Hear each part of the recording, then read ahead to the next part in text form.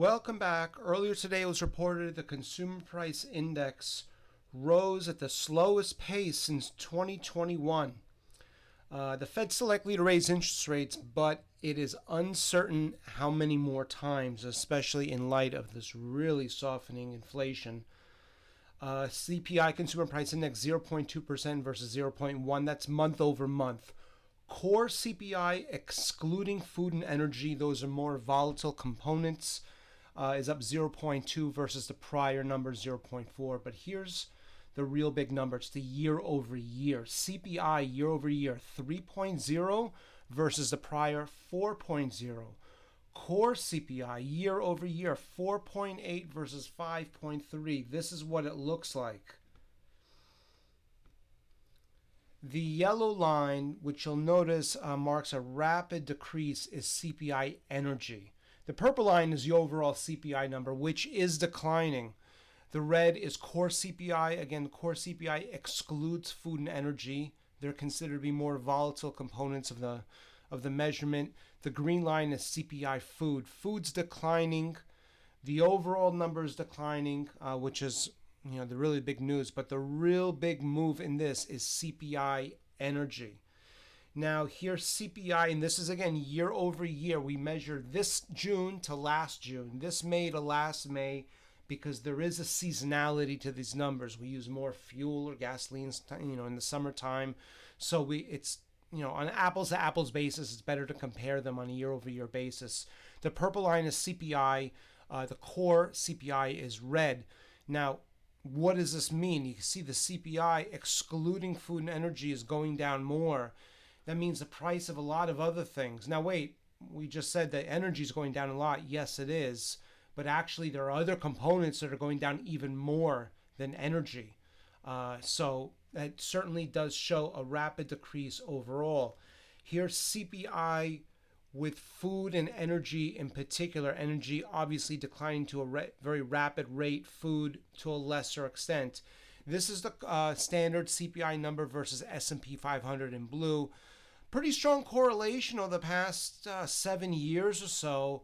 We saw a real big ramp up in stocks, and there was a disconnect 2021, 2022. Stocks took it to the downside while CPI continues to rise. This is logical. CPI was rising as inflation was really running out of control, and that sent stocks lower. The anticipation of higher interest rates to cool this inflation is what sent stocks lower, and that's also what sent CPI higher. Logic would dictate that if there is overall a strong correlation over the long term, we'd expect a snapback. Either S&P 500 and other stock markets, other stock indices, I should say, continue up and meet the CPI, or the CPI declines to meet the S&P 500. But you really can't see for a prolonged period of time a disconnect between the two. So with that said, we also look at CPI versus PPI. The CPI is in red. That's what we reported today. This is not on a year-over-year basis. This just shows a steady growth over time. PPI is Producer Price Index. The PPI shows us the price that producers pay for raw materials that they transform into the goods and services that we consume. Now, the blue area chart is a CPI versus PPI. It shows a comparison between the two, and the idea is if consumer prices rise, then PPI, producer prices, should also rise. Or rather, if the price for producers goes up, they'll pass on those extra costs to us, the consumer. Well, there is a disconnect here. The blue area chart is rising, and that shows us that CPI is outperforming PPI. So the question is, if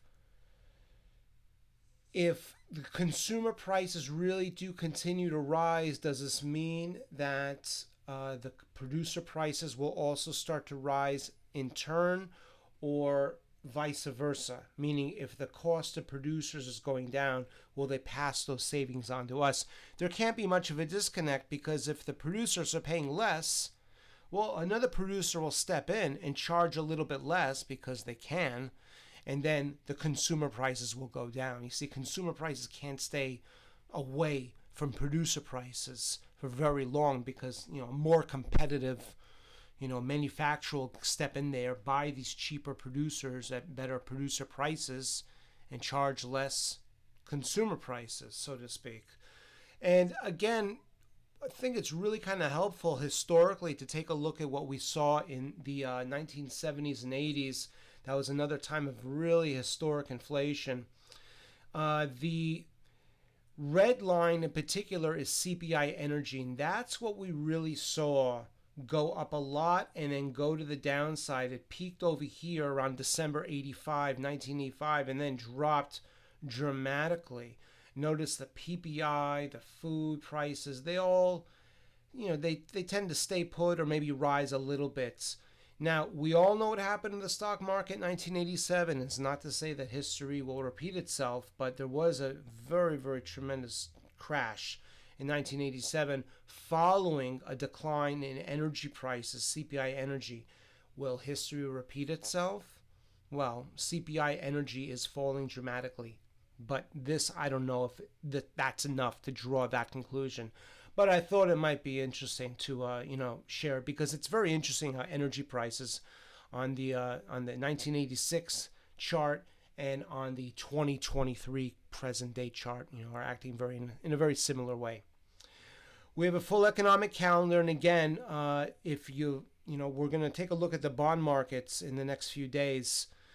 Again, but this has really sent the dollar lower in anticipation of maybe less interest rate hikes. And we have a Federal Reserve meeting coming up, so it's going to be very important to look at the economic calendar and see how the bond market has reacted to all this. We hope that this has been helpful. We look forward to seeing you back soon.